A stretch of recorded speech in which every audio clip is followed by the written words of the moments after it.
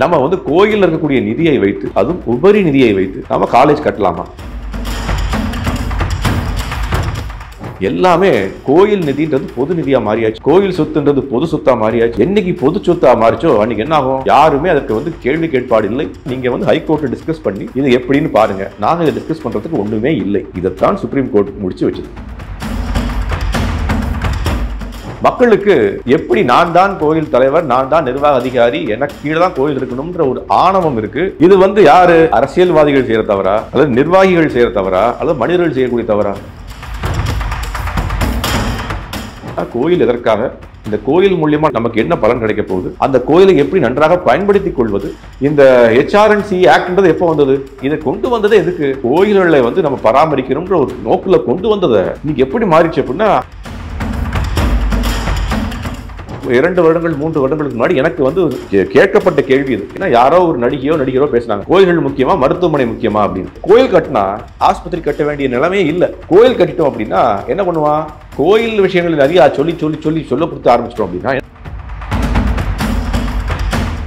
கோயில்கள் வந்து எல்லாத்தையும் வளர்த்து விட்டு நம்மளுடைய கலாச்சாரம் இன்னைக்கு என்னாச்சு? கோயில்களுக்கு கூடிய நிதிகளை குறைச்சாச்சு. அது மேல சுமை ஏற்படுத்தியாச்சு. கோயிலெல்லாம் சீரழிந்து கொண்டிருக்கு. மக்களுக்கு புரிய வேண்டும் நமக்கு என்ன தேவைன்றது. மக்கள் என்ன பண்ணணும்? இது நம்மளுடைய கலாச்சாரத்தினுடைய சீர்குலைவாக மாறிவிடக் கூடாது.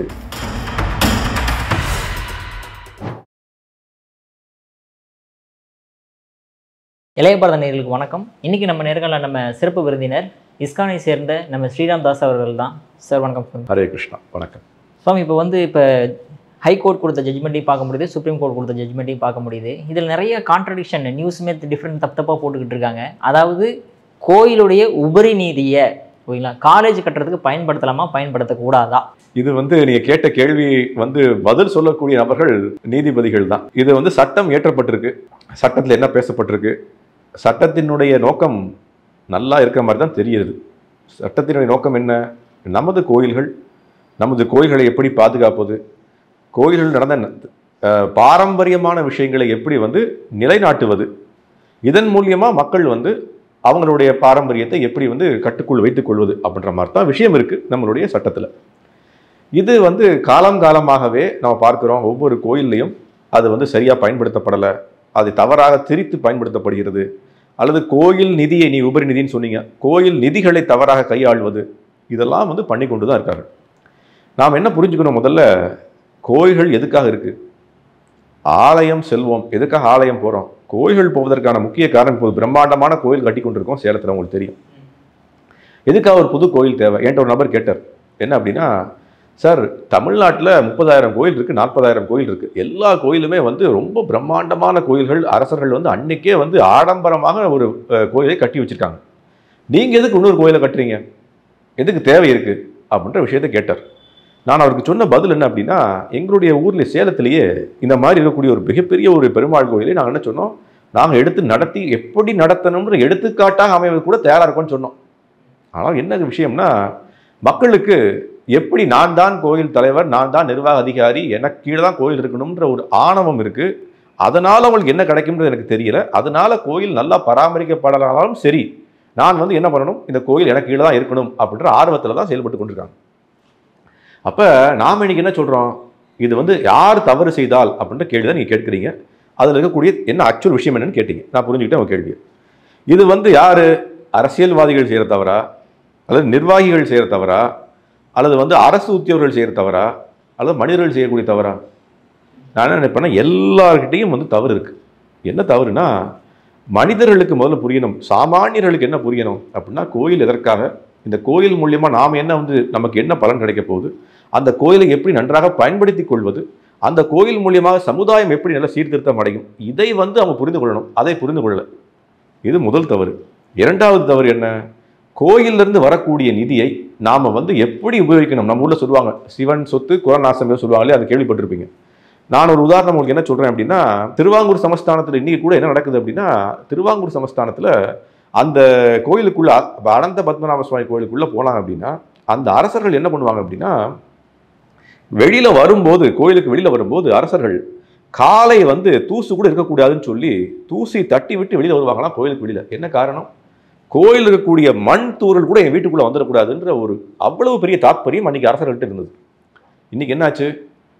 எல்லாமே கோயில் நிதின்றது பொது நிதியாக மாறியாச்சு, கோயில் சொத்துன்றது பொது சொத்தாக மாறியாச்சு. என்னைக்கு பொது சொத்தாக மாறிச்சோ அன்றைக்கி என்ன ஆகும், யாருமே அதற்கு கேள்வி கேட்பாடு இல்லை, அதற்கு ஒரு ரெஸ்பான்சிபிலிட்டி இல்லை அப்படின்ற மாதிரி மாறியாச்சு. அப்போ என்ன பண்ணணும், நம்ம இதை ஒரு கிராஸ் ரூட்லேருந்து ஆரம்பிக்கணும். கோயில்களை முதல்ல மனிதர்கள் பயன்படுத்த ஆரம்பிக்கணும், கோயில்களில் மனிதர்கள் பண்ண வேண்டிய செயல்களை செய்ய ஆரம்பிக்கணும், அதன் மூலியமாக நம்மளுடைய தாற்பயங்களை வளர்க்கணும். கோயிலில் நிற்கிறாங்க, எங்கள் கோயிலில் இது பண்ணுறோம், ஒவ்வொரு நாளும் சில விஷயங்களை பேசிக்கொண்டே வரோம். பகவத்கீதை, பாகவதம், ராமாயணம், மகாபாரதத்தை பற்றி பேசிக்கொண்டே வரோம். எதற்காக? இதன் மூலியமாக உங்களுடைய வாழ்க்கையில் சில மாற்றங்களை ஏற்படுத்தலாமே, அதான் நோக்கம்.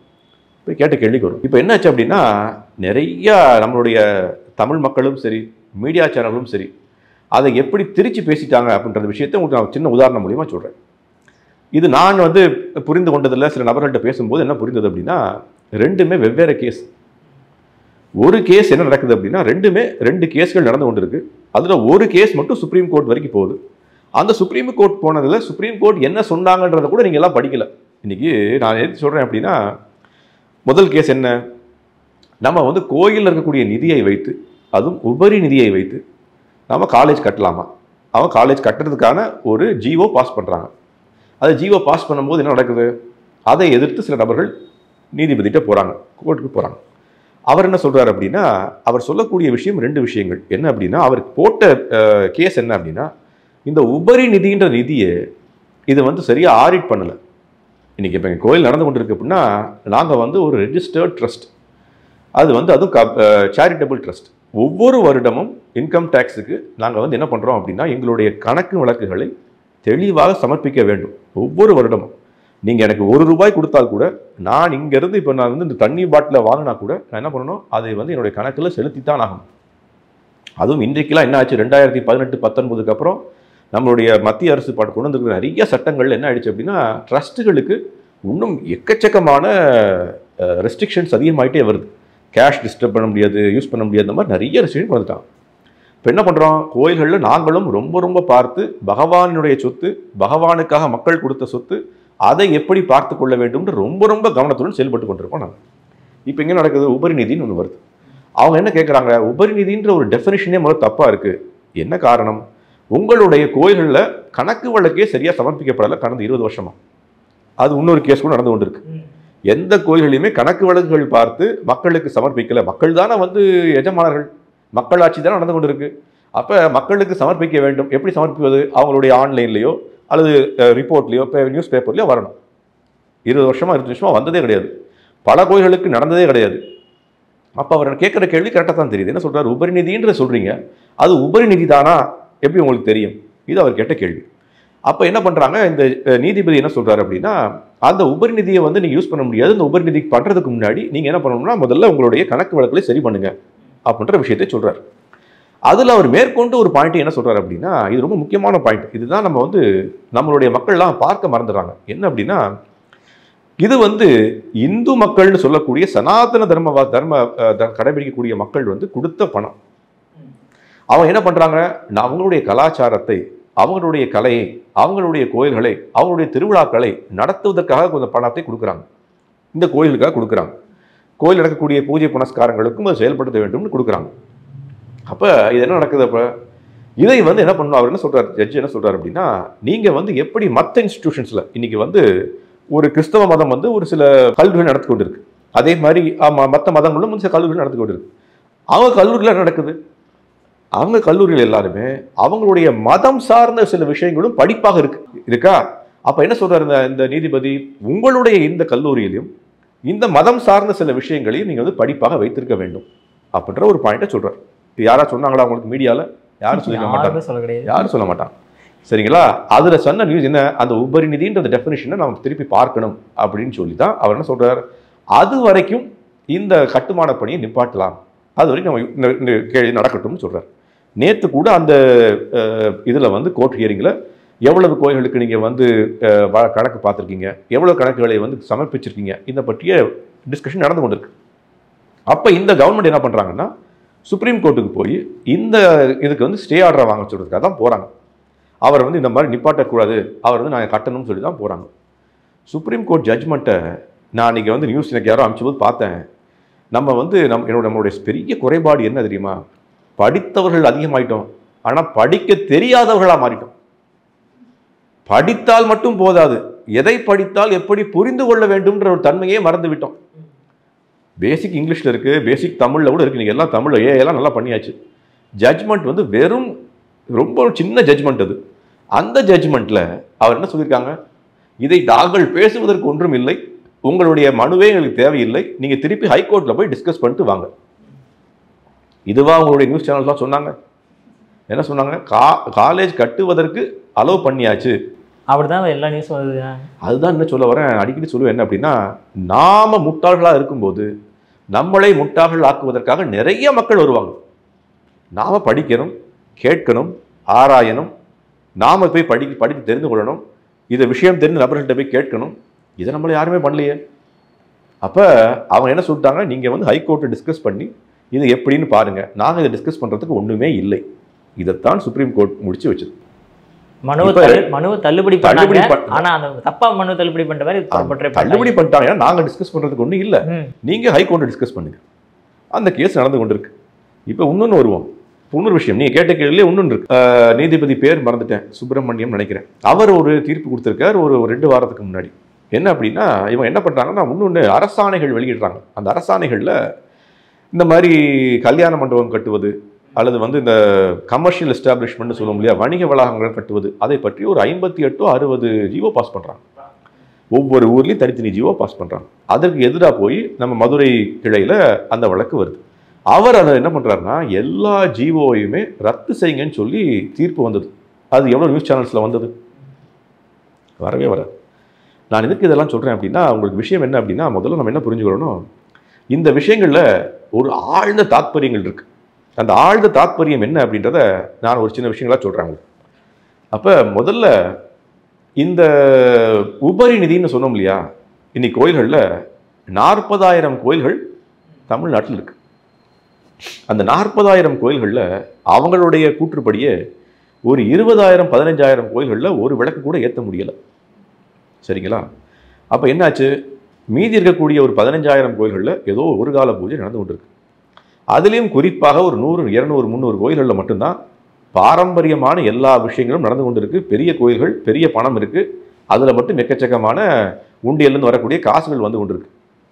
இப்போ நான் ஒரு உதாரணம் உங்களுக்கு சொல்கிறேன். இது வந்து ஒரு கம்பேரிசனுக்காக சொல்கிறேன்.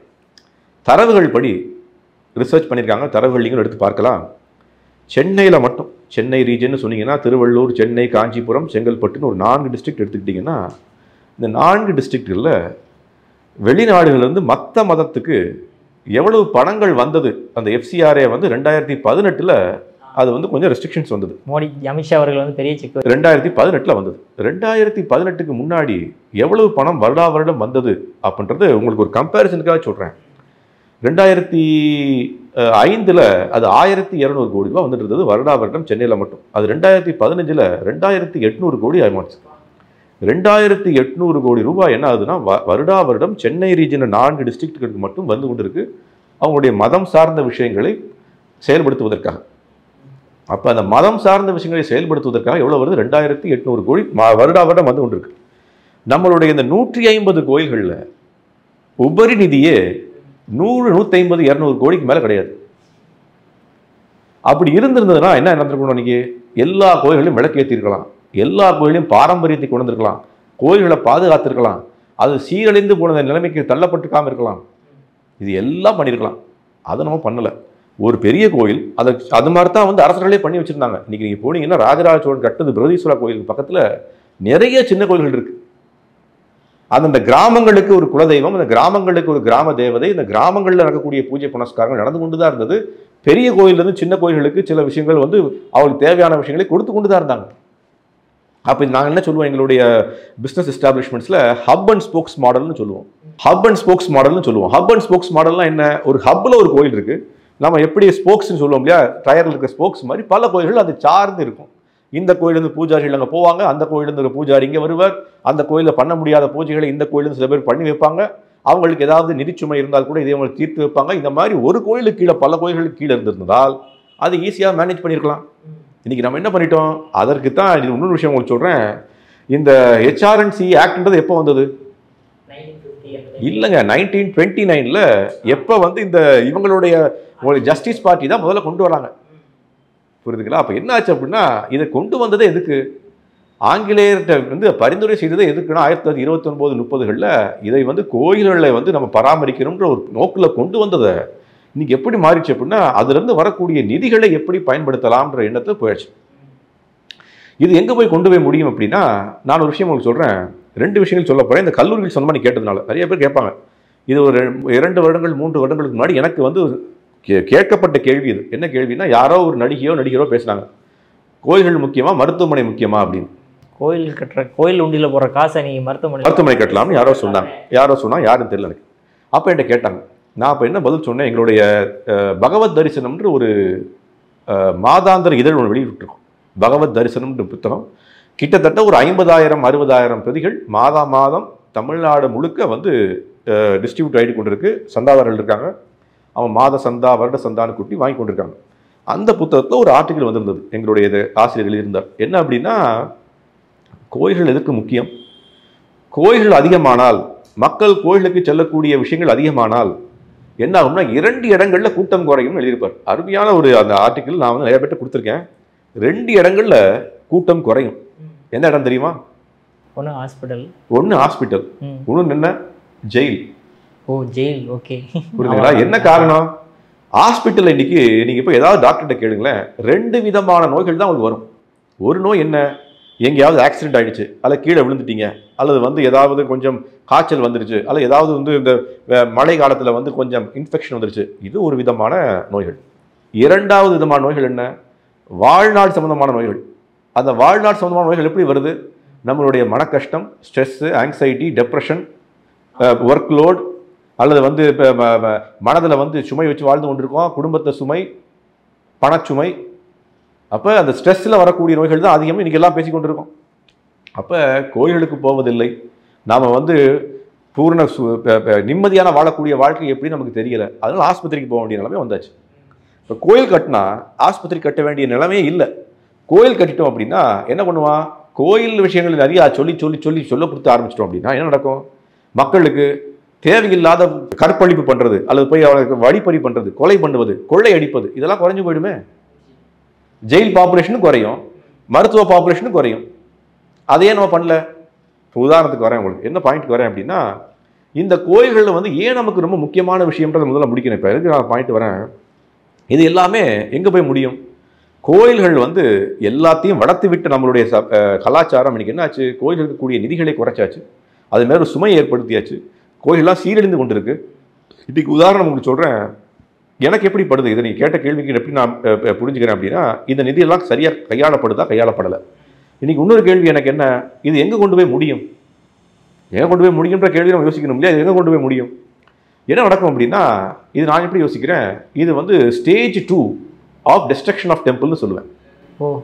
ஸ்டேஜ் 1 என்ன, ஆல்ரெடி நம்ம என்ன பண்ணிட்டோம், அதை வந்து பொது உடைமை சொத்தாக மாற்றி அதை வந்து கம்ப்ளீட்டாக என்ன பண்ணிட்டோம், அதில் வந்து எதுவுமே பராமரிக்கப்படாமல் அதில் இருக்கக்கூடிய எல்லா காசுகளை மட்டும் எடுத்துக்கொண்டு அதை வந்து சூறையாடி வச்சுருக்கோம். இதில் ஸ்டேஜ் 2 என்ன அப்படின்னா, 2 விதமாக சொல்கிறேன் கேளுங்களேன். நீங்கள் வந்து அங்கூர் வாட்னு ஒரு கோயில் இருக்குது, போயிருக்கீங்களா? அங்கூர் வாட் போய் பார்த்துருந்தீங்கன்னா என்ன தெரியும், அது இன்னைக்கு ஒரு மியூசியம் மாதிரி தான் இருக்குது. கோயிலே இல்லை, சிற்பங்கள் இருக்குது, நல்ல நல்ல விஷயங்கள் இருக்குது. ஆனால் என்ன, அதில் வந்து வெறும் வந்து ஒரு மியூசியம் மாதிரி நீங்கள் டிக்கெட் எடுத்துகிட்டு போயிட்டு வருவீங்க. இந்தியர்களே அங்கே போய் மியூசியமாக தான் பார்த்துட்டு வராங்க. நம்மளுடைய கோயில்களும் அப்படித்தான் ஆகிவிடும். இன்றைக்கி நீங்கள் ஒரு 15 வருஷத்தில் நம்மளுடைய பிரகதீஸ்வரா கோயில், உங்கள் சென்னையில் இருக்கக்கூடிய திருவல்லிக்கேணி கோயில், அல்ல வடபழனி கோயில், திருச்செந்தூர் கோயில், மீனாட்சி அம்மன் கோயிலாம் எப்படி ஆகிடும், வெறும் வந்து ஒரு மியூசியம் மாதிரி மாறிடும். ஏன் சொல்கிறேன்னா, கோயில்களை அழிப்பதற்கு அல்ல ஏதாவது ஒரு ஆர்கனைசேஷன் அழிப்பதற்கு 2 வழிமுறைகள் இருக்குது. இப்போ நீங்கள் ஒரு கம்பெனி நடத்தி கொண்டிருக்கீங்க, இந்த கம்பெனி நடத்துறீங்க. இந்த கம்பெனி எப்படி நடத்துவது, இந்த கம்பெனியில் வளருவதற்கு பல காரணங்கள் இருக்குது, அழிவதற்கு சில காரணங்கள் இருக்குது. அந்த அழிவதற்கான காரணங்கள் என்ன, இந்த கம்பெனியில் வந்து தவறான வழி நடத்துதல், தவறான விஷயங்களை செய்தல், அல்லது சரியாக வந்து பராமரிக்கலை, இதில் ஒரு முறை வந்து அழிந்து போகிறதுக்கு வாய்ப்பு. 2வது என்ன, அதை சரியாக வந்து பணச்சுமை அதிகரிப்பது. 4 பேருக்கு இடத்துல 40 பேரை வைக்கிறது, 5 பேருக்கு இடத்துல 50 பேர் வேலை பார்க்குறது. இப்படிலாம் வச்சுக்கின்னு என்ன ஆகும், அதில் ப்ராஃபிட்டே இருக்காது, கொஞ்ச நாள் கழிச்சு இழுத்து மூடுற மாதிரி ஆகிடும். இதே தான் கோயில் எடுக்கும். இந்த கல்லூரிகள் என்ன பண்ணும், கோயிலினுடைய கண்டுபிடிக்கப்படாத உபரி நிதியில எடுத்து வச்சிருக்கீங்க. அது நாளைக்கு என்ன நடக்கும்? உங்களுடைய கோயில்களில் அதனுடைய பணச்சுமை அதிகரிச்சுட்டே போகும். இன்னைக்கு உபரி நிதி, இன்னைக்கு 5 கோடி தேவை அந்த கல்லூரியை நடத்துவதற்கு, கட்டுவதற்கு. அடுத்த வருஷம் அவங்களுக்கு தான் சேலரி கொடுக்கணும், அதற்கு கல்லூரியை பராமரிக்கணும். மாணவர்கள் வந்தாலும் வராட்டாலையும் சேலரி கொடுத்து தான் ஆகணும். மாணவர் வந்தாலும் வராட்டாலையும் அதனுடைய மெயின்டெனன்ஸை பண்ணித்தான் ஆகணும். இப்போ உதாரணத்துக்கு மாணவர்கள் எந்த ஒரு கல்லூரி எடுத்து நீங்கள் படித்து பார்த்தாலும் 20 வருஷம் 25 வருஷம் ஆகும் அந்த கல்லூரி ஒரு ஸ்டேபிளான ஸ்டேட்டுக்கு வரதுக்கு. முதல் வருஷம் மாணவர்கள் வரமாட்டாங்க, 2வது வருஷம் வருவாங்க, 3வது வருஷம் வருவாங்க. அப்போ என்ன நடக்கும்? அது ஒரு ஸ்டேபிள் ஸ்டேட்டுக்கு வரதுக்கு 25 வருஷம் ஆகும். 25 வருஷமா என்ன பண்ண போறீங்க? உங்களுடைய வருடாந்திர செலவுகளுக்கு அந்த கோயில் தான் உபரி நிதியாக கொடுக்கப்படுது. அப்ப என்ன ஆகும்? கொஞ்சம் கொஞ்சமாக அந்த கோயிலுக்கு பணச்சுமை அதிகரிச்சு கொண்டே வரப்போகுது. உதாரணத்துக்கு பகவானுடைய கருணையினால் அந்த கல்லூரி நன்றா வந்துருச்சுன்னு வச்சுப்போம். வந்தால் என்ன நடக்கும்? அதை வைத்து என்ன பண்ண போறீங்க? அதுல சில விஷயங்கள் நல்ல கற்றுக் கொடுக்கலாம், அல்லது அவர் சொன்ன மாதிரி, நீதிபதி சொன்ன மாதிரி நம்மளுடைய கலாச்சார விஷயங்களை சொல்லிக் கொடுக்கலாம். அதுவும் பண்ணாங்களான்னு தெரியல. இப்போ நான் இன்னொரு பாயிண்ட்டுக்கு வரேன். அப்போ என்ன ஆகும்? பணச்சுமை மூலியமாக இந்த கோயிலை அழித்து விடக்கூடிய எண்ணமா இருக்குமோ அப்படின்ற சந்தேகம் எனக்கு ஏற்பட்டுது. இந்த கோயில் அழிக்கப்படக்கூடாது, எல்லாம் நம்ம பாரம்பரியமான கோயில்கள், அதில் ஒரு பணச்சுமை ஏற்படுத்தி கல்லூரின்ற பேரில் அது மக்கள் கேட்க ஆரம்பிச்சிருவாங்க. ஏன் கல்வி தானே, சொல்லி கொடுக்கலாமே. இதுதான் மக்கள் கேட்கக்கூடிய கேள்வி. மக்கள் கேட்கக்கூடிய கேள்வியை உபயோகிச்சு என்ன பண்ணுவாங்க? நிறைய காலேஜ் கட்டுவது, அதனுடைய சுமையை அதிகப்படுத்துவது, இப்படியே நடந்து கொண்டு இருக்கும். இப்போ இன்னொரு கேள்விக்கு வரேன். இந்த கல்லூரிகளில் நீங்களும் படிச்சிருக்கீங்க, நீங்களும் கிராஜுவேட்டாக இருந்திருப்பீங்க, நானும் படித்து தான் வந்திருக்கேன். எல்கேஜி யூகேஜிலேருந்து படித்து பல கிராஜுவேஷன் போஸ்ட் கிராஜுவேஷன்லாம் பண்ணிட்டு தான் உட்காந்துருவான். உங்களுக்கு முன்னாடி எந்த பாடத்திட்டத்தில் அவங்க சொல்லிக் கொடுக்கக்கூடிய ஒவ்வொரு பாடத்திட்டமும் நம்மளுடைய சனாதன தர்மத்துக்கு எதிரான பாடத்திட்டம் தான். எப்படி நான் சொல்கிறேன் உங்களுக்கு சொல்கிறேன், உதாரணம் சொல்கிறேன்.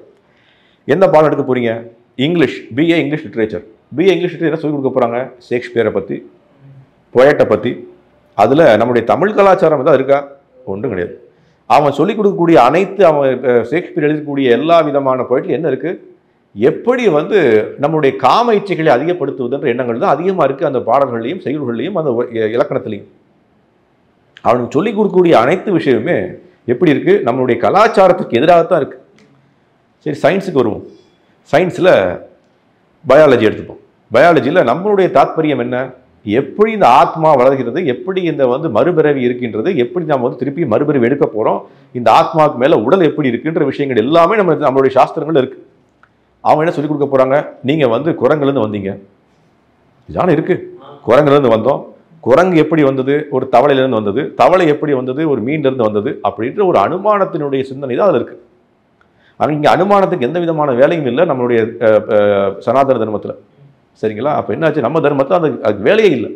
அதற்கு நேர் எதிர்மாறான விஷயங்கள் தான் அங்கே சொல்லப்பட்டிருக்கு. அங்கே என்ன சொல்லப்பட்டிருக்கு? ஒரு விந்துவும் அந்த முட்டையும் சேர்ந்தால் உங்களுக்கு கண்டிப்பாக குழந்தை பிறக்கணும். ஏன் இன்னைக்கு நிறைய பேர் குழந்தை பிறக்கலை? நம்ம தாத்பரியங்கள் அழகாக சொல்லுவது. பாகவத புராணத்தில் என்ன சொல்லப்பட்டிருக்கு? பாகவத புராணத்தில் எப்படி இருக்குன்னா, எப்பொழுது கடவுளினுடைய ஆசையினால் ஒரு ஆத்மா அந்த தாயினுடைய வயிற்றுக்குள்ள போனால்தான் விந்துவும் அந்த முட்டையும் ஒன்று சேரும் போது ஒரு ஆத்மாவாக பிறந்து ஒரு குழந்தையாக வருகிறது. நீங்க என்ன பண்ணீங்க? ஆத்மாவை வெறுத்துட்டீங்க. வெறும் ஒரு விந்துவும் ஒரு முட்டையும் கொண்டு போய் சேரும் போது ஒரு குழந்தை பிறக்கணும். அப்ப எல்லாருக்கும் குழந்தை பிறக்கணுமே, ஏன் பிறக்கிறது இல்லை? எல்லாத்தையும் விந்து இருக்கு, எல்லாத்தையும் இது இருக்கு. ஏன் சொல்லி கெமிக்கல் ப்ராப்ளம்ன்றீங்க, கரெக்டா இல்லையா? அப்போ அந்த கெமிக்கல் ப்ராப்ளத்தை சால்வ் பண்ணுங்களேன். அந்த கெமிக்கல் ப்ராப்ளத்தை சால்வ் பண்ணும்போது தான் உங்களுக்கு என்ன, கூடம் வரக்கூடாது, ஊனம் வரக்கூடாது, வாய்ப்பேச்சு எல்லாருக்கும் இருக்கணும், காது எல்லாருக்கும் கேட்கணும். ஆனால் சில பேர் அப்படி பிறக்கிறாங்களே, அது கெமிக்கல் ப்ராப்ளம் தானே. கெமிக்கல் ப்ராப்ளத்தை சால்வ் பண்ணிடுங்களேன். இப்போ நம்மளுடைய கோட்பாடுகளுக்கு நேரெதிரான பாடத்திட்டம் தான் இருக்க போகுது. மூன்றாவது வேற என்ன? பிசிக்ஸ்.